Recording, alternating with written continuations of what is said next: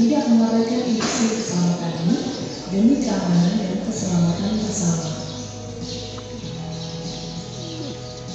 PLTB Sidrap adalah salah satu proyek yang dikembangkan oleh PT Industri Renewables Indonesia, LCNG, dan PT Unitek Energi Terbarukan. PLTB Sidrap merupakan pembangkit listrik bertenaga angin dengan skala utilitas pertama di Indonesia. Proyek ini menghasilkan 75 MW energi angin dari 30 turbin Gamesa setinggi 80 meter dengan kapasitas masing-masing turbin sebesar 2,625 MW. Di lokasi PLTB Sidrap juga berdiri gedung operasional dan pemeliharaan atau OM Building dan gardu induk. Keselamatan merupakan hal utama selama Anda berada di PLTB Sidrap. Untuk itu, saat memasuki kawasan PLTB Sidrap, pengunjung wajib mematuhi sejumlah peraturan berikut. 1. Setiap pengunjung yang masuk dan keluar wajib melapor pada petugas keamanan di pintu masuk OM Building. Petugas keamanan wajib memeriksa kendaraan setiap pengunjung yang masuk dan keluar dari kawasan PLTB Sidrap. 2. Seluruh karyawan dan tamu harus mendapatkan safety induction atau induksi keselamatan. 3. Alat pelindung diri atau APD harus digunakan kapan saja. Untuk tamu, standar APD adalah helm keselamatan, rompi atau seragam keselamatan berwarna kuning terang atau hijau terang, dan oranye. Pengunjung wajib menggunakan sepatu tertutup dan tidak diperbolehkan menggunakan sendal. 4. Hanya personel yang memiliki izin yang boleh mengoperasikan kendaraan dan alat. 5. Selama berada di kawasan PLTB Sidrap, Anda wajib mengikuti semua tanda peringatan dan kartu lampu yang berlaku. 6. Wajib selalu menggunakan sabuk pengaman saat berkendara. 7. Anda dilarang untuk mengkonsumsi alkohol dan obat-obatan terlarang. 8. Anda wajib membuang sampah pada tempat sampah yang telah disediakan. 9. Selama berada di kawasan PLTB Sidrap, Anda dilarang membakar tanaman dan berburu hewan. 10. Harus selalu mengikuti pemandu dan nutrisi agar tidak terpisah saat melakukan kunjungan. 11. Segala perilaku yang tidak baik dan tidak. Selama berada di kawasan PLTB Sidrap, Anda wajib menjaga jarak aman dari kabel listrik untuk menghindari bahaya tersebut. Karena sebagai kawasan pemandu listrik, kawasan PLTB Sidrap dilalui jaringan transmisi tegangan tinggi 33 kV atau 33.000 volt dan 150 volt atau 150 untuk menghindari risiko terkena alat berat dan kejatuhan benda dari atas. Jika melihat ada pita barikade, jangan melewati pita tersebut dan alhamdulillah lulus magang MBKM di sini. Bismillahirrahmanirrahim. Assalamualaikum warahmatullahi wabarakatuh. Perkenalkan, nama saya Kamila Syarifudin, asal Pindrang. Saya salah satu mahasiswa Universitas Muhammadiyah Barbaren, prodi Teknik Elektronik. Bismillahirrahmanirrahim. Assalamualaikum warahmatullahi wabarakatuh. Perkenalkan, nama saya Priyanka Munir, biasa dipanggil Nana. Saya juga merupakan salah satu mahasiswi dari Universitas Muhammadiyah Barbare dari prodi Elektro. Terima kasih. Mereka selama 2 bulan ini mereka di sini adalah praktek belajar, jadi misalnya kayak praktek lapangan langsung. Terima kasih sudah bisa menyempatkan waktu untuk berada di sini. Mohon maaf atas kekurangannya karena memang kita konsepnya tidak ada aula atau tempat penerimaan, jadi kita hanya ini warehouse atau gudang. Jadi seperti kita lihat di sini ada peralatan atau perizinan yang ada di asas atau rumah unit atau turbin itu sendiri. Nah, sebelum sini pasti sudah banyak yang tahu ya bahwa PLTB Sidrap ini adalah pembangkit listrik tenaga kayu atau angin yang pertama di Indonesia, khususnya di Asia Tenggara, khususnya lagi di Sidrap, khususnya lagi di Sulawesi Selatan tentunya. Jadi ada dua ya PLTB, yang pertama ada PLTB Sidrap dan PLTB Jeneponto. Seperti yang diketahui ada dua PLTB sekarang yang dimiliki oleh Sulawesi Selatan, yaitu Sidrap dan Jeneponto. Namun kalau untuk di Sidrap sendiri itu beda dengan Jeneponto. Pembangkit listrik di Sulawesi Selatan ini banyak. Tentunya ada yang pertama tadi PLTB dari angin, kemudian yang di baru ada apa? PLTU atau dia menggunakan batu bara ya. Kan angin yang tentunya tidak ada polusi, tidak ada tidak habis itu. Yang seperti kita ketahui ini akan terus ada di kehidupan kita. Nah, kemudian total tinggi kinciran sendiri itu yaitu Spanyol. Jadi kita ada jenis turbinnya itu dibawa langsung menggunakan kapal laut. Tentunya kalau bisa diingat prosesnya yang waktu di Parepare, ada yang ingat tidak? Ada yang pernah lihat? Iya. Ya, di situ di jalan. Dan tentunya kita membongkar salah satu ikon dari Parepare, yaitu di bagian Jembatan. dekat Rujak ya. Nah, alhamdulillah insya Allah kita akan memperbaiki kembali tentunya, karena itu adalah kewajiban dari kami juga, dan insya Allah mungkin akan selesai untuk di tahun ini.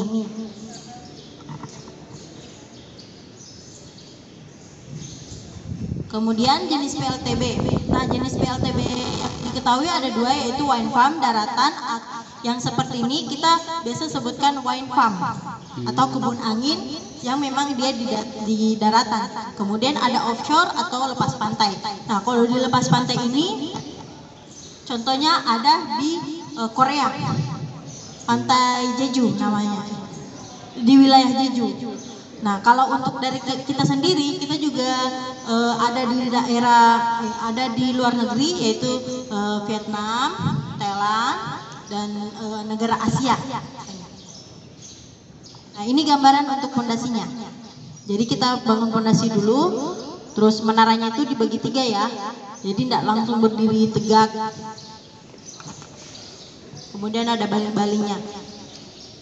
Totalnya 137 meter.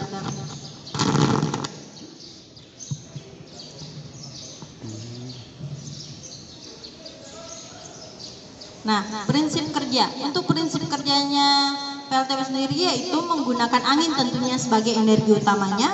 Secara sederhananya mengkonversi energi angin menjadi energi listrik. Nah, PLTB ini termasuk energi terbarukan, jadi nggak akan habis. Ada yang tahu tidak energi terbarukan lagi itu seperti apa? Airnya. Ayo. Panel matahari, solar kan, solar, tenaga surya. Jadi yang ini akan baru-baru terus, bukan yang habis ya, yang habis dipakai terus ini, tapi memang menghasilkan listrik. Dulu kan memang orang ada yang tahu pakai kincir air ya, kincir air. Dia membuat sebuah kincir atau alat untuk membangkitkan listrik itu dari air. Nah, kalau orang dulu-dulu sih ya teknologi yang seperti ini tuh enggak ada. Pasti dia akan mencari bagaimana caranya untuk mendapatkan mengaliri listrik. Jadi kalau tidak pakai sepatu ya, karena jalanannya ini bukan jalanan aspal, jalanan mulus, tidak. Jadi nanti akan terjadi luka-luka. Kalau dilihatnya, kita memang juga di sini dikelilingi oleh kebun-kebun ya, kebun-kebun. Jadi kita permisi nih sama yang punya tanah untuk melakukan kegiatan sebelumnya juga. Kalau misalnya ada kegiatan, misalnya alat berat mau lewat. Saya ingin bertanya kepada kakak, jika kincir anginnya semakin cepat berputar, apakah energi listrik yang dihasilkan lebih baik atau bagaimana? Ya, itu pertanyaan bagaimana? Langsung kita jawab atau kita sambung untuk pertanyaan? Ya, jadi pertanyaannya tadi, apakah lebih banyak? Nah, lebih baik atau lebih banyak nih? Ya, satu paket. Lebih banyak. Oke. Satu paket. Ya, ini kalau untuk pertanyaan ini adalah pertanyaan yang sangat mendetail. Jadi kita untuk data ini kita tidak boleh salah ini, karena ini apakah energi yang dihasilkan setelah berputarnya angin lebih kencang, apakah lebih baik dan lebih banyak? Mungkin langsung saja baik dan banyak ya. Jadi untuk pertanyaan ini kami persilahkan kepada Ibu Yanti mau jawab, atau kita panggil bapaknya?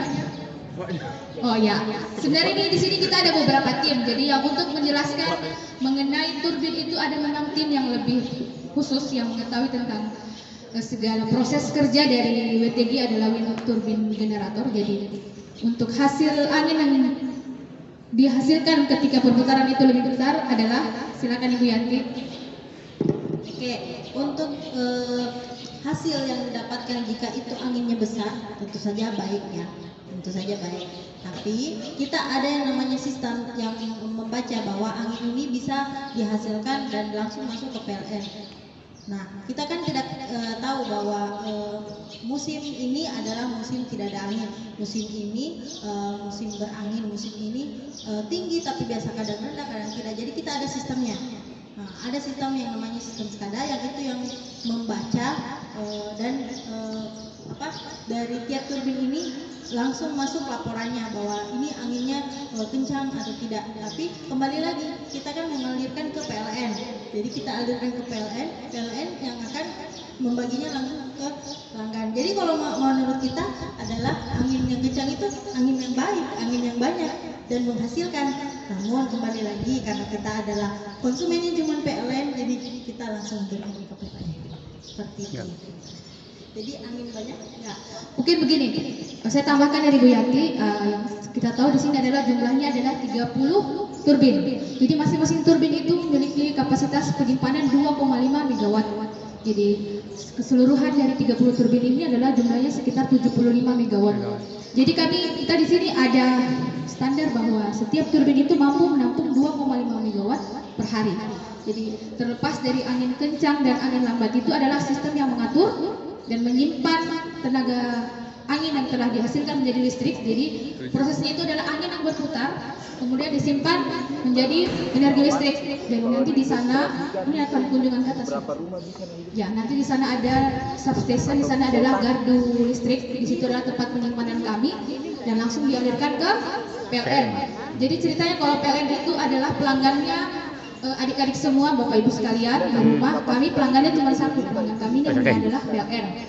Jadi kami di sini hanya sebagai pembangkit listrik, salah satu alternatif pembangkit listrik tenaga angin, dan kami tidak punya hak dan wewenang untuk mengalirkan langsung ke rumah-rumah. Ya, kami hanya punya pelanggan satu yaitu PLN. Ya, dan kami pun di sini listrik yang kami pakai ini dari PLN. Jadi bukan berarti bahwa kami itu pembangkit listrik tenaga bayu yang bisa menghasilkan listrik. Listrik yang kami gunakan di sini kami kelola sendiri, nggak bisa. Karena perlu dulu dialirkan ke PLN, mereka mengelolanya menjadi energi yang bisa dipakai untuk rumah tangga dan industri seperti ini. Masih ada yang ingin ditanyakan? Nama saya Muhammad Fikri Al-Kausar dari kelas 11-1 Madrasah Al-Imam Benar. Ya, silakan. Pertanyaan pertama saya yakni tentang kendala turbin. Apakah ada beberapa keadaan yang dapat mengurangi performa dari pergerakan turbin? Misal, apakah ketika hujan turbinnya akan menjadi lambat atau ada keadaan lain yang dapat mempengaruhi pengoperasian turbin di sini? Pertanyaan kedua saya yakni apakah mesin-mesin seperti gearbox dan generator juga menggunakan penggunaan listrik dalam pengoperasian? Kendala dari turbin itu, apakah ada kendala dari performanya? Kemudian yang kedua, Kalau untuk yang pertama kendalanya itu adalah tentu saja pasti ada kendala di setiap pembangkit listrik itu, baik yang air, uap maupun angin. Seperti yang ada diketahui tadi yang telah dijelaskan bahwa kita di dalam turbin ini yang besar ini ada 3 jenis, ada generator, gearbox dan trafo. Oke. Jadi untuk kendalanya itu tentu saja ada, karena kita di sini ada sistem namanya pemeliharaan. Jadi ada bahwa ini juga ada namanya ganti oli, spare part. Jadi ada namanya maintenance. Kita ada per 6 bulan itu ada pemeliharaan alat. karena ini kan bergerak setiap saat. Jadi tentu ada pengendaraan dan kendalanya apa? Kendalanya kalau tidak terputar pada saat tidak ada angin. Jadi betul-betul di sini adalah mengandalkan yang namanya angin. Jadi memang ada di bulan-bulan tertentu bahwa kondisi angin ini tidak rendah, dihasilkan mungkin tidak seperti yang diharapkan, dan ada kondisi juga pada saat bulan-bulan tertentu itu akan melonjak naik, dan itu kami di sini kan ada namanya pembaca angin. Jadi kita bisa prediksi sampai 1 bulan ke depan bahwa di minggu ini angin akan kencang, di minggu ini angin akan rendah. Dan itu berpengaruh juga kenapa kita seperti itu, karena seperti mungkin yang kita lihat tadi sepanjang jalan ini sebenarnya di sini adalah kebun jagung. Jadi kita di sini bersebelahan dengan warga petani kebun jagung. Kami sama sekali tidak melarang mereka untuk tetap mencari mata pencarian mereka. Di sini itu ada kebun jagung, mete dan ternak sapi. Kami berdampingan dan bersebelahan dengan mereka dengan baik. Tentunya dengan setiap 3 bulan kami ada namanya stakeholder meeting. Stakeholder meeting itu apa? Ini adalah pertemuan antara perusahaan di sini dan para warga pemilik lahan, penggarap lahan. Jadi kita setiap 3 bulan selalu melakukan edukasi, selalu melakukan yang namanya evaluasi kepada mereka, apa keluhan mereka selama ada di sini, karena mereka itu selalu melintasi yang namanya di bawah turbin, dan jarak ada yang sudah ditentukan untuk menanam jagung, itu ada jarak yang sudah ditentukan. Jadi kenapa perlunya seperti itu kita sampaikan ke mereka, karena untuk kondisi menanam jagung dan bukan pembakaran siapa yang namanya untuk proses tanam, biasanya mereka menginformasikan ke kita akan ada penggarap lahan seperti ini, kami akan sedikit melakukan pembakaran di area kami, apakah bisa dilakukan dengan kondisi angin? Kita akan sampaikan, tidak bisa, karena prediksi angin pada hari ini adalah cukup tinggi dan itu berbahaya untuk melakukan proses bakar dalam rangka untuk pembersihan lahan mereka. Jadi seperti itu. Jadi kalau untuk tadi masalah yang kendalanya ya seperti itu. Tetap ada. Assalamualaikum warahmatullahi wabarakatuh. Waalaikumsalam warahmatullahi wabarakatuh. Perkenalkan, nama saya Dinda Afilia. Saya dari kelas 11 Madrasah Aliyah. Jadi saya ingin bertanya, kan energi kincir angin ini bekerja sama dengan PLN. PLN ini dialihkan untuk wilayah mana saja? Apakah wilayah Sulawesi atau Sumatera saja? Karena pare-pare yang sering mati lampu. Iya. Sedangkan di sini ada Baru orang Pindrang kamu. Iya. Kalian saja yang di pare bertanya mati lampu, apalagi kami yang di Sidra. Oke, jadi untuk pertanyaannya, alirannya kemana saja? Jadi bagaimana Bu, ini Sulsel Labar? Sulsel Labar. Ya, Jadi kita pembangkit listrik pembangkit listrik tenaga bayu ini memang dikhususkan untuk daerah Sulawesi Selatan, tapi kita ada yang namanya di-upgrade lah ceritanya dari PLN itu jadi Sulsel Labar. Dari sini kita langsung ke PLN Maros yang akan menyebarkan ke seluruh Sulsel Labar. Jadi untuk sidrap, area pare-pare kita nikmati. Tapi kan ada yang namanya istilahnya pembagian dari PLN, ada PLTU, banyak pembangkit listrik ya tentunya. Jadi pasokannya. Kenapa bisa mati lampu? Nah, ini lagi yang akhir-akhir ini terjadi adalah setahu saya PLN melakukan pemeliharaan. Nah, yang pastinya ada pergantian. Kalau tim PLN atau dari tim mereka itu sama nih, kalau misalnya kita kasih nyala lampu masih ada aliran listriknya, sementara kita mau ganti lampu nih, nah istilahnya apa ya, kesetrum nanti atau apa. Jadi kita ada beberapa wilayah yang dimatikan ya, setahu saya memang setiap tahun akan ada namanya pemeliharaan dari PLN itu sendiri, dan itu sudah koordinasi dengan pembangkit listrik semuanya, daerah yang akan dimatikan.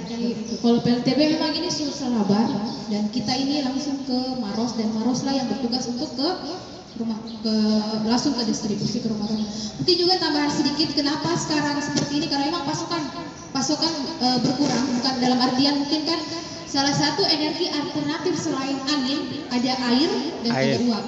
Dan mungkin PLN itu juga kan termasuk pasokannya itu ada dari yang tenaga air ya.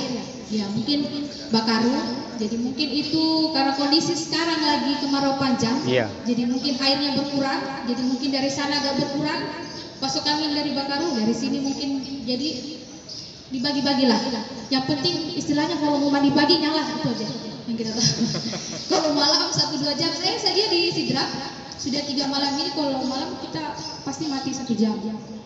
Dan orang pun bertani ini tidak ada kincir mas.